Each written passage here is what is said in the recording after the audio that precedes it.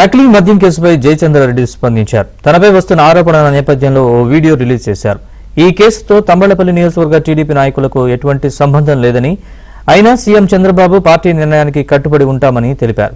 కేసుతో ఎటువంటి సంబంధం లేదని నిరూపించుకుని కడిగిన ముత్యంలా మళ్లీ ప్రజల ముందుకు వచ్చి నిలబడతానన్నారు.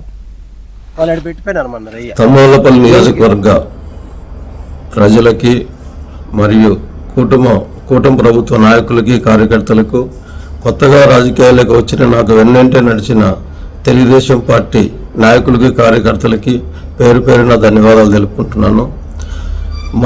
మొన్నటి రోజున ఏదైతే పార్టీ అధిష్టానం ఈ లిక్కరు ఈ కల్తీ మద్యం దాంట్లో తెలుగుదేశం పార్టీ నాయకులైన నన్ను కట్టా సురేంద్రరావు కూడా ఏదన్నా సంబంధం ఉందా అని అనుమానంతో మా ఇద్దరిని పార్టీ సస్పెండ్ చేయడం జరిగింది. పెద్దల నిర్ణయమే శిరోధార్యం.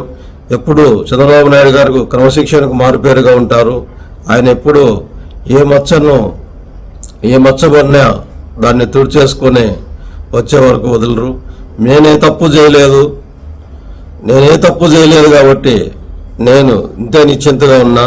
నిజాలు అతి తొందరలో మన ప్రభుత్వం ఏదైతే మన డిపార్ట్మెంట్ ఎక్సైజ్ డిపార్ట్మెంట్ ఉందో నిగ్గు తేలుస్తారు.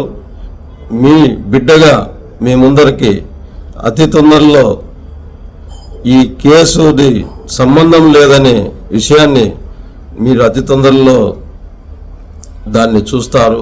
ఎవరు అధైర్యపడద్దు. ఇది మనం ఏ తప్పు చేయలేదు కాబట్టి మనం ఎవరికి భయపడాల్సిన అవసరం లేదు. మనకు ఆ భయం లేదు. ఎప్పటికీ నేను మీకు అండగానే ఉంటాను.